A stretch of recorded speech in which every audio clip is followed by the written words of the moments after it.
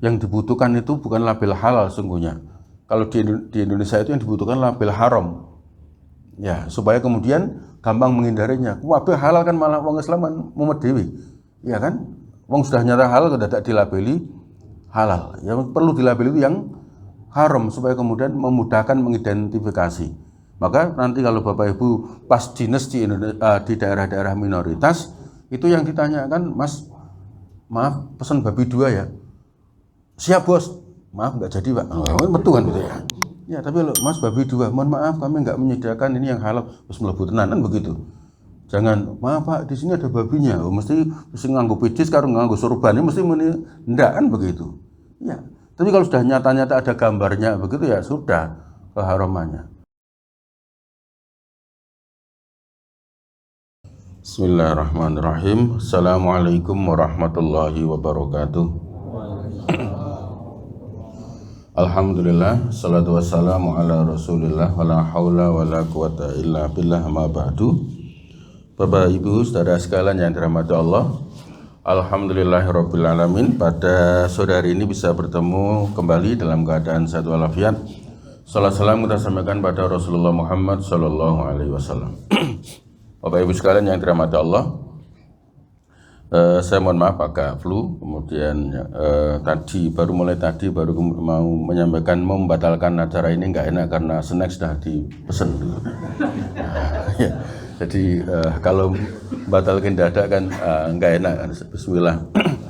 Nanti kalau ada kecampuran batu atau DM itu bukan bagian dari materi ya. Bapak Ibu sekalian yang dirahmati Allah, karena agak terputus lama setelah mohon maaf ada tugas haji sehingga dari Mei, Juni, Juli sehingga kemudian baru sekarang bisa hadir kembali. Saya ingin sedikit mengulang dan nanti supaya menjadi melanjutkan tentang qawaidul fiqhiyah, kaidah-kaidah fikih yang dulu pernah saya sampaikan. Seandainya ada masalah dan kita nggak ketemu ustadz, nggak ketemu kiai, nggak ada orang yang bisa tanya, kuota pas habis, AI nggak bisa jawab, ya gitu. Maka kemudian kalau kita memahami kaidah ini, insya Allah minimal bisa berfatwa untuk dirinya sendiri. Ya, karena berpendapat untuk dirinya sendiri tidak harus disampaikan kepada orang lain ketika kita menghadapi satu masalah yang butuh segera jawaban. Sekali lagi, nggak ketemu kiai, nggak ketemu ustadz, nggak ketemu orang yang ditanya, mau tanya AI pas kuota habis misalnya, ya kan, ketemu jawabannya, maka kemudian dengan memahami kaidah-kaidah ini akan membantu kita. Oh harusnya begini, oh boleh, oh tidak. Nah kaidah itu Bapak Ibu ada 5 dasar yang pokoknya nanti masing-masing itu ada penjelasannya, yaitu yang pertama al-umuru bimaqasidiyah. Setiap perkara itu bergantung dari maksud mengerjakannya. Kemudian yang nanti insya Allah kita bahas panjang. Yang kedua al-yaqin la yuzal bisyak, keyakinan tidak bisa digugurkan dengan keraguan-raguan. Itu nanti kita bisa menilai bagaimana sikap kita sebagai PNS dan warga negara menghadapi isu ijazah Jokowi. Ya, dengan kaidah ini kita sebenarnya bisa bersikap, nggak perlu risau, nggak perlu ribut, nggak perlu memihak. Kaidah ini membantu kita sebagai muslim ngerti, mestinya berlaku adil bagaimana sikap kita. Kemudian yang ketiga al-masyaqqah tadlibut taisir, segala kesulitan itu mendatangkan kemudahan. Kaidah nanti penjelasannya akan kita bahas. Kemudian ad-dararu yuzal, setiap yang membahayakan harus dihilangkan. Dan kaidah yang terakhir, yang kelima itu al-adatu muhakkamah, adat bisa menjadi hukum. Nah kita mulai yang pertama, mungkin ini agak berseri supaya nanti nyambung. Yang pertama adalah al-umuru bimaqasidiyah. Ini sudah pernah kita jelaskan, tapi sedikit biar nyambung. Setiap perkara bergantung maksud mengerjakannya.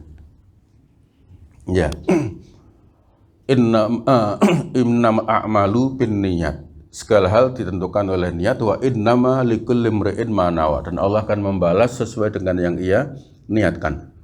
Hadis terkait dengan niat itu agak panjang. Dan itu bukan terkait dengan ibadah mahdhah, sholat, puasa, zakat, haji, bukan. Justru terkait dengan hijrah.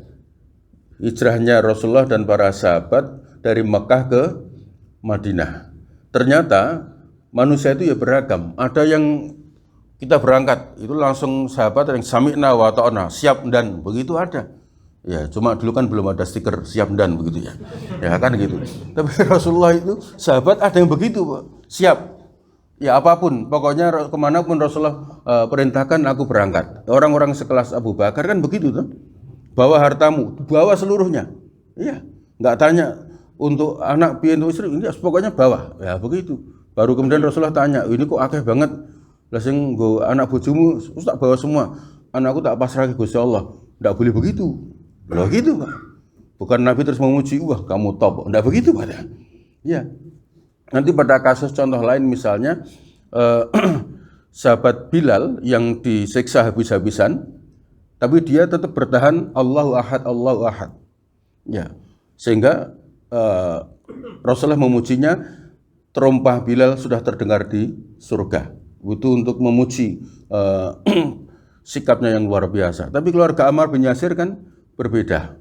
Ya kan lapor ya Rasul, saya kafir ya Rasul, saya murtad ya Rasul. Loh, kalau bahasa kita sing genah masukmu piye to bos gitu ya. Iya, saya mengatakan ke kalimat kufur. Lah kenapa? Saya disiksa. Saya enggak kuat. Ya. Bapak saya dibunuh, saya dipanggang. Lah terus hatimu? Hatiku tetap beriman kepadamu ya Rasul. Rasulullah jawabannya luar biasa. Besok kalau disiksa lagi ngono meneh.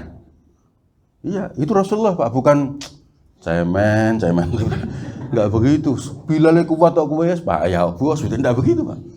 Setiap orang itu berbeda, dan yang dinilai adalah keimanannya kan, niatnya. Kamu niatnya apa? Loh begitu. Jadi dalam hijrah juga begitu. Ada yang mikirnya panjang kok. Ya Allah, dimangkat apa ora ya? Ya, Rasulullah membaca kegundahan orang-orang yang di sekitar beliau sehingga beliau menyatakan fa in kanat hijratuhu ilallah wa rasulih fa hijratuhu ilallah wa rasulih. Wa man kanat hijratuhu lidunya yusibuha au imra'atin yankihuha fa hijratuhu ilallah ila ma hajara ilaih. Maaf. Wa man kanat hijratuhu lidunya yusibuha au imra'atin yankihuha fa hijratuhu ila ma hajara ilaih. Muttafaqun alaih. Ada sahabat, ada orang yang berpikir bisnis, Pak, pragmatis, benar mangkat bisnis itu kacau itu, berangkat. Lidunya yusibuha, dunia yang akan dikejar. Tapi ada juga, ya Allah, itu kalau saya nggak berangkat, cewek itu diambil orang itu. Iya. Jadi Bapak Ibu, perasaan seperti ini sudah ada sejak dulu. Jadi misalnya, mohon maaf, dulu ketika, maaf ya, misalnya pas kuliah di Setan begitu, jadi rak pengen melu pengajian, tapi sing disenengi ngaji ya betul. Wah, rak ngaji rak gelem mbek aku kayak gitu ya. Nah, maka sampai kadang-kadang kayak senengane mbek sing jenggoten, bicaranya aku di jenggot ya. Ya orang beragam, enggak apa-apa, Pak. Orang niat macam-macam begitu bisa. Iya. Sama Pak, Bos, sekalian kita ngaji sampai hari ini juga begitu, Pak. Dengarin mangkat bos, nang ruangan sepi yo, enak nang kene kancane. Lah kan begitu, bisa jadi begitu. Nang kono ngelangun seneng kene anggap-anggap karo leren lah. Dan tidak ada masalah, Pak. Karena menuju kebaikan orang semula niatnya bisa beragam, tapi di tempat sampai tujuan bisa berubah sesuatu yang bagus. Ya, jangankan niat begitu, Pak. Umar itu loh mangkat meh beleh Nabi ya, Pak. Ya kan? Berangkat dari rumah itu membawa pedang itu mau nyembelih Rasulullah, Pak. Ya, enggak apa-apa. Sampai sana berubah, Pak. Iya. Jadi orang bisa berubah, niatnya bisa berubah. Sama yang semula niatnya bagus, tekan dalan berubah ya iso, Pak. Mari kita berjuang. Tekan goni iso berubah, beras, baju, uang. Kan begitu ya. Ya kan bisa geser juga kan begitu ya. Iya, wah angel bos, melu wae lah gitu. Ya, situasi itu bisa mengubah. Maka Bapak sekalian pentingnya menjaga niat itu di situ. Ya, al-umuru bima qasidiya berdasar innamal a'malu binniyat. Orang kemudian niatnya bisa bergeser, Bapak Ibu sekalian. Dalam sejarah kita juga mendapati pada sahabat Nabi pada perang Uhud. ya kan? Yang semula kemudian fokus untuk memenangkan pertempuran, tapi begitu melihat ghanimah, rampasan perang, sebagian orang tergoda. Nah, hidup itu begitu Bapak. Maka kemudian kita harus terus menjaga dan memperbaiki niat dengan berniat yang baik, lalu kemudian berada lingkungan yang baik, Pak. Ya. Bapak sekalian yang dirahmati Allah, kita bekerja juga begitu Bapak. Maka ada kaidah, banyak perbuatan yang kelihatannya urusan dunia bernilai ibadah karena bagusnya niat, dan betapa banyak perbuatan yang kelihatannya ibadah menjadi urusan dunia karena kesalahan niat. Bapak Ibu, parkir kendaraan, ya kan? Parkir nenggon kantor pajak, itu kan sudah proses sendiri tuh Pak. Butuh perjuangan kan begitu. Iya, muter balik metu meneh begitu. Iya, ketika dia datang, pegawai datang paling awal, kemudian dia parkir neng pojokan, ditanya teman-temannya, Mas parkir kok di pojok banget kok? Ya Pak, saya datang paling awal, pulang paling akhir, setidak-tidaknya secepat-cepatnya ya bareng dengan yang lain, maka supaya tidak merepotkan kawan-kawan, saya parkir di pojok sekalian. Melapangkan jalan bagi orang lain sampai menyingkirkan kerikil di jalan, itu adalah sedekah. Jadi parkir di kantor itu sedekah, ibadah Pak. Tapi mohon maaf, parkir ya iso maksiat Pak. Kok parkir ngono Mas meneng gen kuwi ra semetu. Sengaja menyulitkan orang lain Bapak Ibu. Maka maksud saya jangankan parkirnya, apalagi kemudian pekerjaannya Bapak Ibu yang membuat, mohon maaf ya, ekstrimnya membuat negara ini menjadi tetap kuat dan sehat karena ikhtiar dan perjuangan Bapak Ibu sekalian, maka ini ibadah yang luar biasa. Iya, parkirnya aja ibadah, apalagi kerjanya Bapak Ibu. Maka di sini kuncinya niat. Parkir bisa ibadah, kerja tenanan tuh, semangatmu luar biasa. Iya, saya mensyukuri nikmat Allah. Yang lain masih bingung cari pekerjaan, saya alhamdulillah seberat-beratnya mengerjakan pekerjaan, lebih berat yang nyari pekerjaan. Maka syukur saya kepada Allah, mudah-mudahan menjadi amal soleh. Iya, ya, tapi kan ya apalagi ini untuk anak istri, untuk keluarga, untuk suami, untuk orang tua, mudah-mudahan menjadi amal soleh. Bekerja mencukupi kebutuhan keluarga adalah wajiban, perintah, maka melaksanakan perintah hukumnya wajib, maka mengamalkannya berpahala. Kerja menjadi ibadah Pak. Tapi sebaliknya, mohon maaf, banyak perbuatan yang kelihatannya ibadah tapi menjadi dunia karena kesalahan niat. Contoh paling gampang apa? Maaf ya ibu-ibu, mohon maaf, Mbak sergapan poso Senin Kemis Mbak, yo gendrak kelemon lah. Ya kan? Ini murni dunia Pak. Jadi nak selangsing mungkin raposo kan itu loh. Atau tetap menjaga kelangsingannya, maka dia puasa Senin Kemis, apa puasa Daud. Ya, ada juga kan orangnya gemuk, puasa terus. Aku puasa Daud. Lah kok iso? Esuk mangan awan ora. Bengi mangan neh, pokoke selang-seling lah gitu ya. Ya itu ya, puasa Daud juga Bapak yang dirahmati Allah. Nah, puasa itu bisa bernilai dunia karena kesalahan niat. Maka yang sering saya bikin contoh itu kawan yang dulu tapi sudah peristiwa lama naik haji itu masih di Mekah tanya, Ustadz pulang haji boleh nggak pakai gelar haji? Ya kalau tanyanya kan kadang-kadang kan ada yang tanya dalilnya apa, atau kemudian zaman Nabi ada apa enggak kan gitu kan? Maka ya saya jawab, sejarahnya orang diberi gelar haji itu sejarahnya dari zaman Belanda. Orang yang pulang haji ditandai, disuruh pakai baju putih, ditandai dengan nama supaya kalau ada kerusuhan, ada pemberontakan itu langsung yang ditangkap pertama kali adalah penggeraknya, dan penggeraknya itu pasti kiai. Jadi sejarah itu begitu Pak. Makanya kalau ada orang yang anti Islam atau memikirkan Islam di dunia keindonesiaan itu mengkhianati sejarah Pak. Nah, lama-lama kemudian menjadi status sosial. Nah, terserah jenengan apakah dengan gelar itu bangga apa tidak. Oh, enggak ada Pak. Langsung bikin kartu nama. Masih di Mekah loh Pak, kartu nama sudah jadi Pak. Ditakoni kancane, wajib pisan pamer to Bos. rak pamer Mas, aku niati siji tok. Biar saya tambah hati-hati, biar saya nggak ngawur, wong saya sudah pertaruhkan gelar haji di depan nama saya, karena kerjaan kita kan banyak risiko, maka bismillah dengan mengenalkan haji saya supaya orang menghargai itu sehingga saya lebih terjaga. Kan bagus Pak. Tapi ono Pak, saya wis ping pindho ngaji ra ditulis ya ono Pak. Mas ra mbok tulis Mas. Walah, ditulis rasa karaoke bos. Ya, mohon maaf Bapak Ibu. Iya. Saya mohon maaf ya, bukan anti karaoke enggak, saya juga seneng nyanyi kok. Yang kadang-kadang itu maaf ya, kan ada karaoke keluarga itu loh Pak. Nang pojokan Rono ada karaoke keluarga itu. Cuma masalahnya kan keluargane sapa ora cetha itu. Nah, itu masalahnya kan itu tuh Pak. Kalau keluargane dhewe ora masalah. Bapak Ibu sekalian yang dirahmati Allah, al umuru bimaqasidiya. Setiap perkara bergantung maksud mengerjakannya. Maka dulu ini pengembangan contoh Pak. Dulu yang saya contohkan itu ketika kita memberi duit kepada driver kita atau cleaning service yang ada di kantor kita, kemudian kita bilang pas tanggal muda habis gajian rekening klunding begitu, maka kemudian kita punya receh atau punya cash, kita kemudian kasihkan kepada cleaning service atau driver kita, Mas, gue tambah jajan putrane Mas. Ya, kalimat itu al-umuru bimaqasidiyah, bergantung maksud mengerjakannya. Dia tidak bisa dimanai tagnya. Al-ibrah fil uqud lil maqasid wal ma'ani.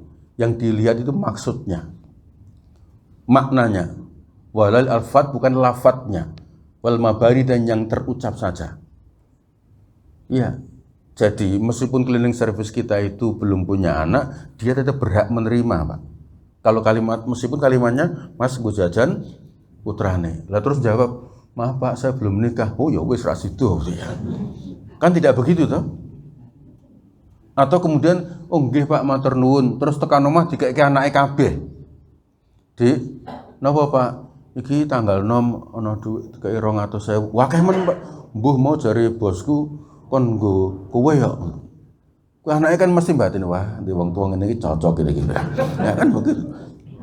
Iya. Yo tambah jajan putrane. Kenapa? Karena budaya kita begitu. Nanti adat menjadi hukum termasuk di sini Bapak Ibu. Iya. Budaya kita dengan kalimat begitu, ya, dengan kalimat nggo jajan putrane. Karena apa? Menyambungkan hubungan antara pimpinan dan anak buah itu paling enak menanyakan anak-anak. Iya.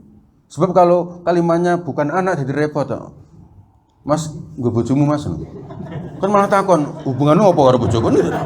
Ya kan? Ya wis aku wingi pethuk, ora enak banget toh kan. Iya kan? Iya.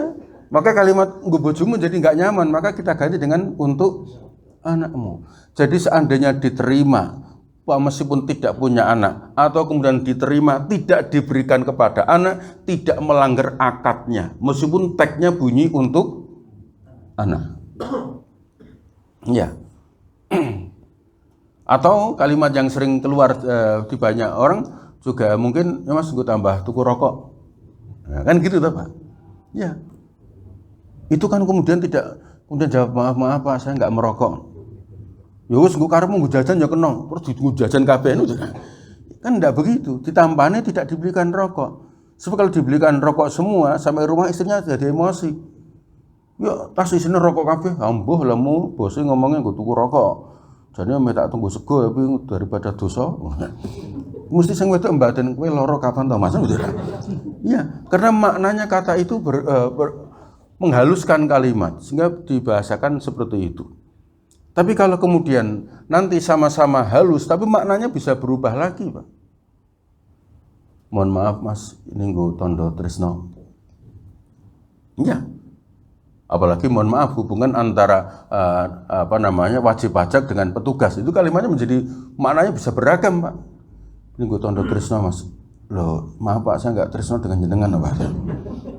Ya ini kekeluargaan lah Mas. Loh saya bukan keluarga Bapak itu. Yus pas seduluran lah kita bukan saudara Pak. Mas ini infak neng masjid Pak ya.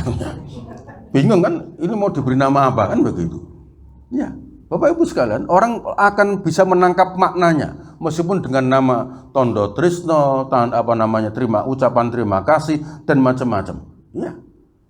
Contoh yang lain Bapak Ibu, melanggar lalu lintas kemudian dipinggirkan. Alhamdulillah sekarang sudah dengan model tilang elektronik sudah nggak sering terjadi. Kalau dulu kan sering terjadi begitu.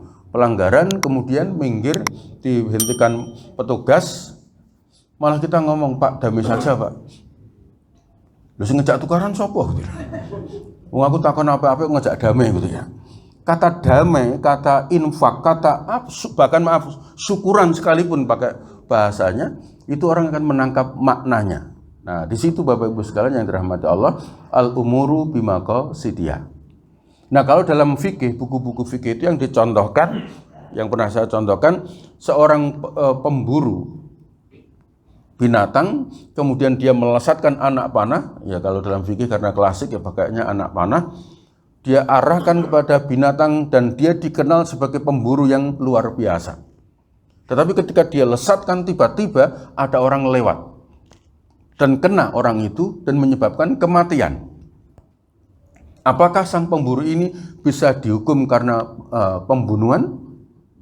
Sebagaimana, mohon maaf, supir bis yang membawa penumpang 40 orang lalu kemudian tercebur ke dalam jurang, sing selamat cuma supirnya. Ya. Apakah dia akan dihukum karena membunuh 40 orang? Ya kan? Bandingkan dengan satu orang, laki-laki berangkat dari rumah membawa pisau, mencari orang untuk membunuhnya dan hanya satu yang meninggal. Bahkan mungkin tidak sampai mati. Maka kemudian hukum ini akan berubah. Melihat dengan memperhatikan al-umuru bimaqasidiyah. Setiap perkara bergantung maksud mengerjakannya. Ya. Maka ketika geger ada seorang gadis yang pulang pagi karena kalau pulang kemalaman dimarahi mamanya, kan gitu kan? Ya. Malam baru pulang, akhirnya pulangnya pagi sekalian kan begitu. Nah, ketika pulang pagi itu dia dalam keadaan kita nggak tahu apakah mabuk apa ngantuk, akhirnya nabrak 9 orang yang lagi jogging di Tugu Tani kan begitu tuh. Sehingga 9 orang meninggal dunia. Wah, itu caci maki, gantung saja, hukum seberat-beratnya. Tetap tidak bisa, Pak. Ya, karena setinggi-tingginya dia akan kena pasal kelalaian yang menyebabkan hilangnya nyawa orang lain. Nggak bisa dihukumi sebagai pembunuh meskipun 9 Pak yang mati. Tapi satu yang mati tapi sudah disiapkan dari rumah akan berbeda. Al-umuru bimaqasidiyah. Tukang siapapun Bapak Ibu ya, misalnya tukang batu yang melemparkan batu bata ke atas ke genteng kemudian menghantam orang yang di atas dan kemudian meninggal, itu nggak bisa dihukumi pembunuh kecuali di WA-nya ditemukan kalimat tak jarak tak patene kendrak ketok Bu. Ya, sama ternyata di HP sopirnya ditemukan siap-siap mati Bapak Ibu. Ya kan begitu. Kalau tidak ada itu, ya tidak bisa dihukumi sebagai pembunuhan. Dan terus, maka Bapak Ibu, al-umuru bimaqasidiyah, setiap hal dilihat maknanya bukan sekedar lafadznya. Maka ketika misalnya seseorang artis yang memerankan seorang kiai, meskipun bersyahadat berkali-kali, dia tidak dipandang sebagai menjadi masuk Islam karena dia hanya sekedar memainkan peran. Ya. Pernah kan ada artis memainkan wali, ya kan? Padahal non Muslim. Ya, bersyahadat berkali-kali, dia tidak dianggap sebagai Muslim karena memang tidak dalam rangka niat masuk Islam, tetapi sedang memainkan peran. Sebagaimana sebaliknya, nanti kalau Bapak Ibu ada acara 17-an main drama, kemudian ada yang dijadikan Belanda karena rada kelihatan dhuwur, bagus, putih, dadek londo, kemudian kebaktian misalnya begitu. Nah, kemudian mati pas main film begitu atau pas aksi begitu, ya dia tidak bisa dihukumi mati kafir. Seterusnya demikian rupa Bapak Ibu sekalian, sehingga setiap perkara bergantung maksud mengerjakannya ini menjadi nyaman buat kita. Nanti kita mau apa itu ngerti, ya kan? Kita ndehem itu sakjane ndehem itu memang gulu leher lagi gatel atau sedang nyindir orang. Ya, itu yang tahu diri kita. Ya, maka kemudian kita diingatkan nahnu nahkumu bidzawahir. Kita tidak boleh menilai batin, yang tampak saja yang kemudian kita bisa pahami. Oke, satu, ini sudah agak panjang kita urai. Yang kemudian yang kedua, al-yaqin la yuzal bisyak. Keyakinan tidak bisa digugurkan dengan keraguan-raguan. Bapak Ibu yang dirahmati Allah, ini kita makan roti Swiss House. Apakah Bapak-Bapak yakin bahwa ini diolah dengan cara yang halal? Kalau saya enak yakin Bapak. Apalagi sudah ada tulisannya halal. Nah, ini mungkin dianggap guyon, bukan karena enaknya Bapak Ibu, tapi kemudian inilah dak ma yaribuka ila ma la yaribuk. Kita diajarkan untuk meninggalkan keraguan-raguan dan hidup dengan penuh kepastian. Ini makanan halal sampai terbukti keharamannya. Oke, ini agak nyaman karena ini tidak terbuat dari makhluk hidup. Tapi kalau Bapak Ibu prasmanan, resepsi atau dapat nasi box di dalamnya ada ayamnya. Mohon maaf saya hampir keliru, ikan ayam. Ya kan, iwak pitik jadi angel. Ya orang Jawa itu nyebut ayam itu dulu iwak pitik masalah itu ya. Jadi iwak pitik, iwak endi, pitik endi gitu ya. Nah, ternyata ndak setok gitu misalnya. Nah, Bapak Ibu sekalian, ayam itu bisa nggak kita pastikan bahwa dia disembelih dengan cara yang benar? Kalau itu ayam potong, misalnya itu ayam potong, Bapak Ibu, kita sering lihat di jalanan ada pick up terbuka membawa ayam. Yang itu jumlahnya mungkin ratusan atau ribuan. Kalau yang di atas yakin enak menikmati kota Semarang. Ya kan, kepalanya di luar kan begitu, dia nongkrong Simang 5 untuk kemudahan begitu. Lah yang maaf yang di bawah, yang di tengah di bawah itu Pak. Ndelok apa? Dan dia maaf potensial mati loh Pak. Ya kan? Katakan satu truk itu kira-kira dapat diduga ada yang mati apa enggak Pak? Ya oke. Katakan mungkin ya, kita harus pakai kata mungkin karena tidak melihat langsung.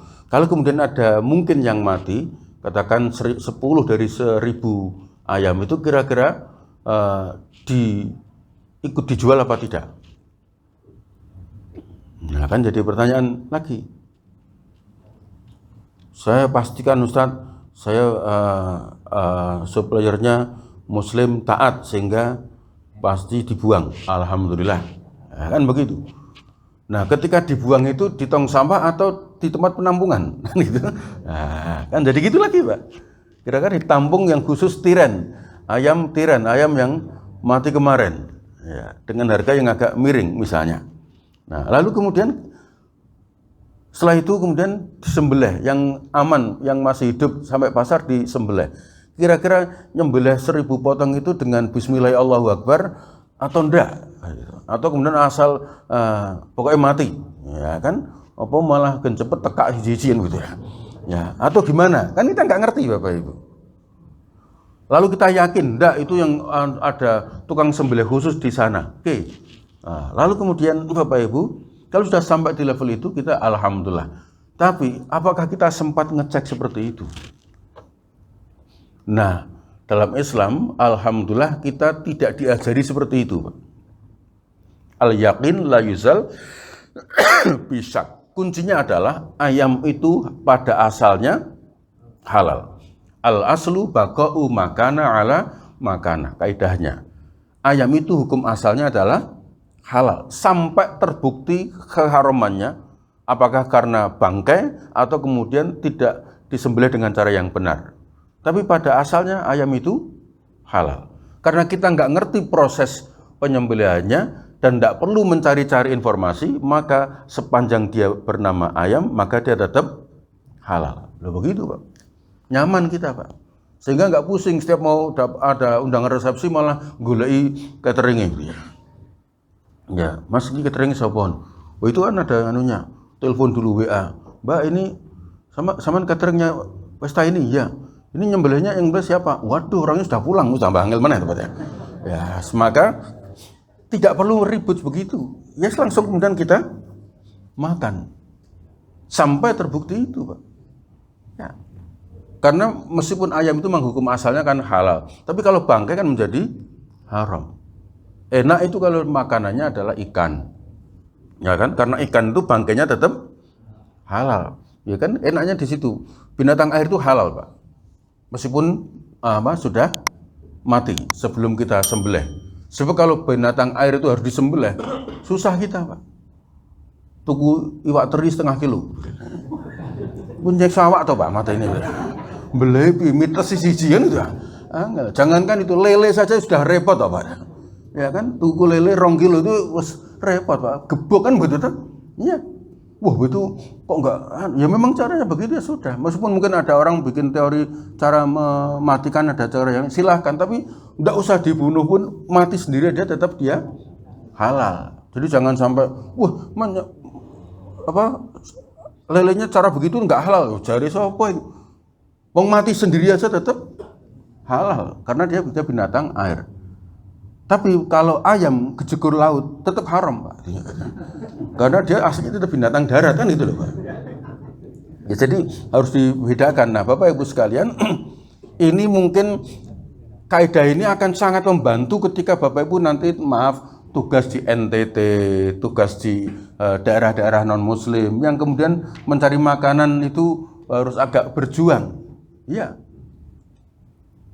Kecuali nyata-nyata haram. Nah, makanya kalau kita misalnya di daerah-daerah yang kemudian minoritas muslim ya, warung-warung kan perlu halal. Itulah yang dulu diidekan sesungguhnya yang dibutuhkan itu bukan label halal sesungguhnya. Kalau di Indonesia itu yang dibutuhkan label haram.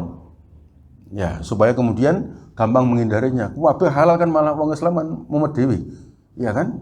Wong sudah nyata halal sudah tidak dilabeli halal. Yang perlu dilabeli itu yang haram supaya kemudian memudahkan mengidentifikasi.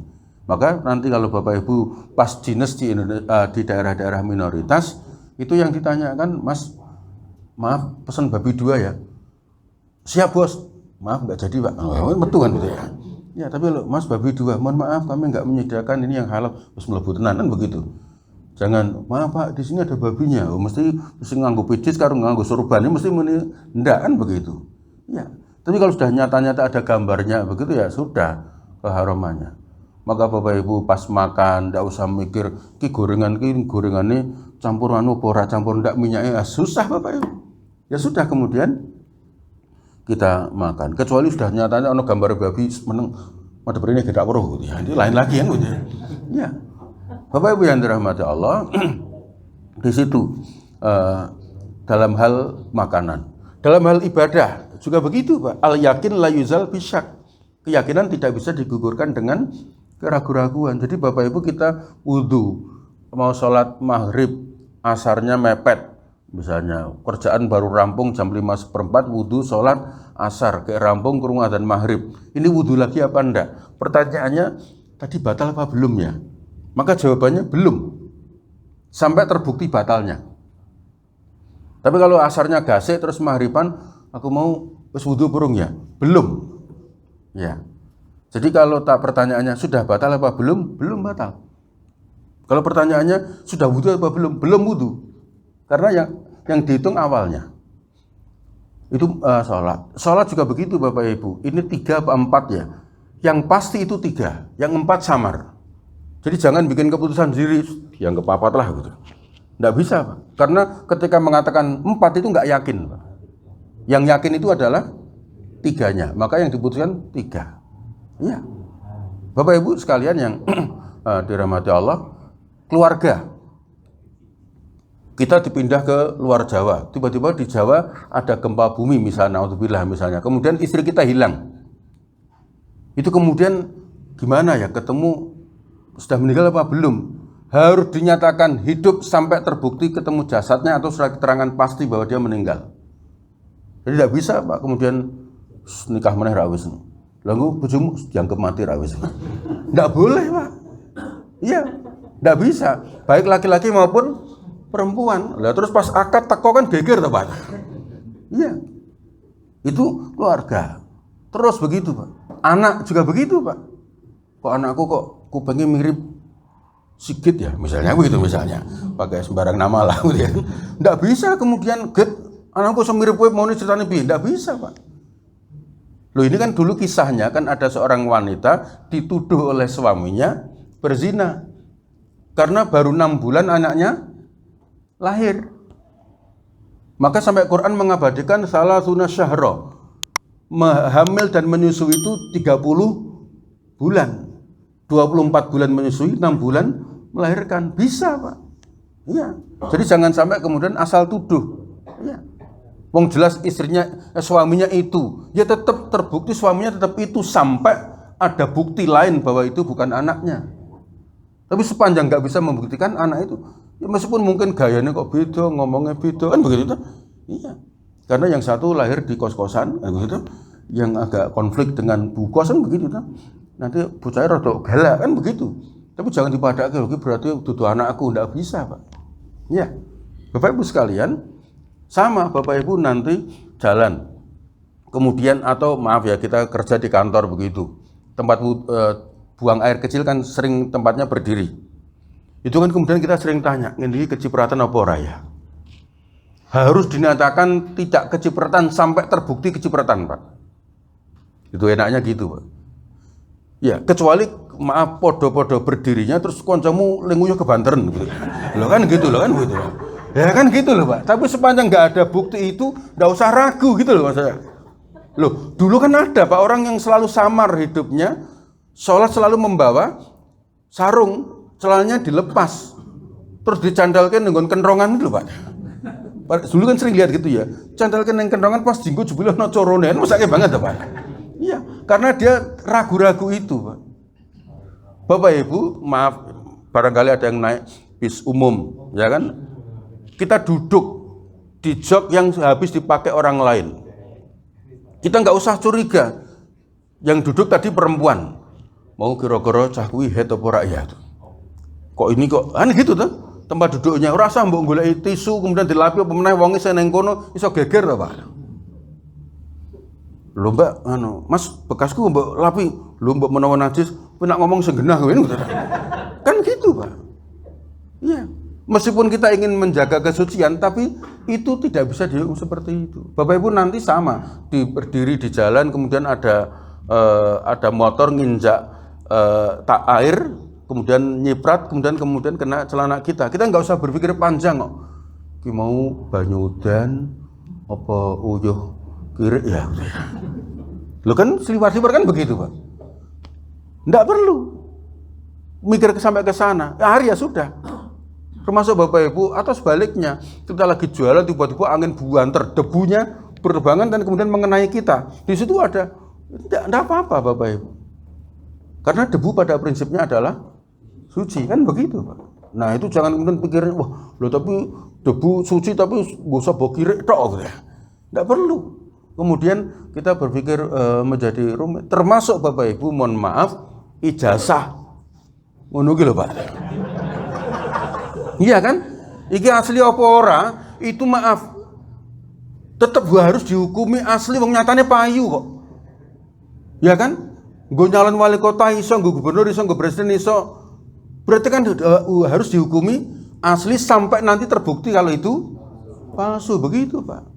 Kalau nanti bisa membuktikan itu palsu ya selesai, tapi kalau nggak bisa ya harus dihukumi asli, begitu, Pak. Bukan maaf ya, bukan dalam rangka bela Jokowi, tidak ada hubungannya sama sekali. Kaidahnya begitu loh, Pak. Iya, ketua gini dora seneng marah ya. Mohon maaf Bapak Ibu, tapi begitu kaidahnya. Iya.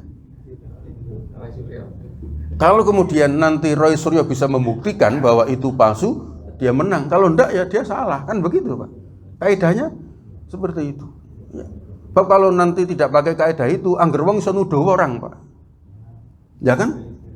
Aku mau itu anakku, ngono kan bisa, Pak. Kalau setiap orang bisa melakukan itu, dibenarkan, nanti semua orang bisa nuduh. Maka kalaupun kemudian dia ingin mengatakan ini palsu, maka dia harus bisa membuktikan bahwa itu palsu. Itulah dalam kaidah hukum kan yang menuduh harus membuktikan. Kan begitu. Nah, itu Bapak Ibu sekalian yang dirahmati Allah, supaya kita misalnya kita nonton yang anggap aja hiburan gitulah. Ditonton ya kan sampai ada Jokowi itu cloning, wah rono kowe ya. Iya, kuwi ora asli kuwi jejal. Fotone jejerke mbek Ariana kuwi iki dhuwure sakmene kok sakmene kuwi. Ya Allah Gusti, ya kita jadi repot sendiri Pak. Ya. Sepanjang itu orang mengaku itu namanya Joko Widodo, ya itu namanya Joko Widodo. Sampai terbukti jebule ning jero ana Joko Widodo lain kan itu Pak. Sepanjang nggak ada bukti dan kita nggak bisa membuktikan, ya sudah itu supaya pikiran kita itu temoto Bapak Ibu. Ya. Apapun Bapak Ibu yang kemudian dalam hidup, mau soal ibadah, mau soal muamalah, soal sholat, soal makanan, semuanya al yakin la yuzal bisyak, keyakinan tidak boleh digugurkan dengan keraguan-raguan. Al aslu baqa'u makana ala makana. Hukum asal sesuatu itu asalnya dinilai dari yang sebelumnya apa. Tidak perlu kemudian sampai terbukti bahwa yang sebelumnya itu tidak benar. Begitu, bahwa ternyata oh gue itu anakku, oh ternyata itu baru setelah bisa dibuktikan. Kalau enggak ya sudah Bapak Ibu, kita jangan merepotkan diri kita sendiri untuk hal-hal yang kemudian tidak perlu. Bapak Ibu yakin, tapi aku yakin no, palsu. Lah yakin ini kok pokoknya yakin toh, enggak bisa Pak. Ya harus bisa dibuktikan. Dulu kan kecuali ada pernyataan resmi, ya kan, misalnya begini. Dulu kan ada anggota dewan mau dilantik dibatalkan oleh KPU-nya. Mohon maaf Bapak nggak bisa dilantik. Kenapa Mas? Setelah kami teliti ternyata ijazah Bapak palsu. Ya kan? Lalu kemudian anggota dewan yang dilantik marah-marah. Asli dek. Mohon maaf Pak, sudah kami teliti palsu. Asli. Maaf Pak, palsu Pak. Loh, saya tuh waktu beli minta asli kok dek. Nah kan begitu. Nah itu kan sudah pernyataan resmi kan gitu. Nah itu baru sah kan gitu ya. Kalau belum ada pernyataan itu loh Pak, ya harus kemudian dihukumi yang ada. Termasuk ya yang lain-lain Bapak Ibu sekalian yang dirahmati Allah Subhanahu wa taala, ya supaya kita nyaman adil menilai orang. Sebetulnya enggak usah bertanya, sebetulnya yang berkuasa itu Prabowo atau Jokowi toh. Enggak usah ribut Bapak Ibu. Bang presidennya jelas-jelas namanya Prabowo Widodo misalnya kan gitu. Misalnya kan begitu ya, misalnya kan gitu. Ya, tapi kan kita nggak boleh berkata begitu gitu. Iya kan? Tetap namanya Prabowo Subianto gitu loh Pak. Iya. Kalau jenengan ganti dewi kan sama masalah kan, kita kira begitu. Ya, nggak usah aku berkuasa itu Prabowo Widodo, nggak boleh begitu Pak. Karena de facto presiden ya beliau, bahwa kemudian kita nggak ngerti di belakangnya ya nggak usah menilai. Di situ Bapak Ibu supaya kemudian nyaman kehidupan kita. Terakhir Bapak Ibu terkait dengan itu ya ada nasihat dari Sayyidina Ali bin Abi Thalib ketika ditanya oleh orang-orang itu, ya Ali, dulu itu toh zamannya Abu Bakar dan Umar, Utsman itu masyarakat tentrem, pemerintahan jalan, rakyatnya ayam rak geger kayak zamanmu ngene iki piye to? Ali jawabannya mantep. Ya gini loh Mas, zamannya Abu Bakar, Umar, Utsman itu rakyatnya kayak aku. Nah sekarang aku berkuasa, rakyatnya kayak kowe. Jadi semua lagi ruwet itu kowe dewi Mas. Nah maksudnya yang dirahmati Allah, iya zaman Abu Bakar, Umar, Utsman meskipun ada keributan sebenarnya, tapi ada gejolak, tapi iso tak rem wong rakyatnya kayak aku. Bandeng aku mimpin rakyatnya kayak kowe, ini ruwet terus itu kan. Nah begitu Bapak Ibu sekalian. Satu kaidah al-umur bima qasidiha, yang kedua adalah al-yakin la yuzal bisyak. Insyaallah nanti selanjutnya pertemuan yang akan datang kita akan bahas ad-dararu yuzal sebagai pengantar. Setiap yang membahayakan harus dihindari, harus dihilangkan. Ya, maka Bapak Ibu nanti berhenti di lampu merah itu menjadi wajib dalam fikih, karena kalau kita nerabas membahayakan. La dororo wala diroro, jangan membahayakan diri, jangan membahayakan orang lain. Iya. Satu itu contoh. Emping itu yang kemudian hasil labnya mengatakan asam urat sudah 12 koma gitu kan. Itu bisa menjadi haram. Ya. Setiap hal yang membahayakan itu harus dihindari. Naik motor dengan kecepatan 90 km per jam neng kampung gang sempit itu dosa besar karena membahayakan orang lain, dan seterusnya. Nanti kita akan kaji termasuk barangkali maaf harus minum obat ini, dilarang ini, amputasi, menggugurkan kandungan, ya kan, dan sebagainya. Kemudian tidak jadi sholat Jumat karena banjir, kemudian masjidnya untuk ngungsi sehingga sholat diliburkan, itu ada kaidahnya. Sampai termasuk mohon maaf COVID, ya kan, kalau jamaah kok membahayakan maka rasa jamaah, ya kan, maka kalau malas jamaah mudah-mudahan selalu ada yang membahayakan. Nah kira-kira kan begitu Bapak Ibu sekalian yang dirahmati Allah. Nah itu nanti insya Allah akan kita detailkan satu per satu. Iya, kalau zaman dulu kan hujan petir menjadi sebab bolehnya tidak berjamaah. Sekarang itu rano hujan, rano petir tetap rak jamaah. Nah itu kan berarti ada masalah misalnya. Ya, kemudian dulu ada taun, penyakit wabah, penyakit yang menular, maka kemudian orang tidak boleh ke masjid dan sebagainya. Itu kaidahnya ada. Jadi jangan sampai kalau kita nggak ngerti salah paham, MUI wedi mati. Ini gitu. Nah, tentu ada kaidah yang digunakan. Saya kira ini dulu Bapak Ibu sekalian, insya Allah nanti tolong diingatkan ya, pertemuan berikutnya kita akan mulai membahas ad-dararu yuzal. Setiap yang membahayakan harus dihindari dan dihilangkan. Terima kasih, mohon maaf. Wassalamualaikum warahmatullahi wabarakatuh.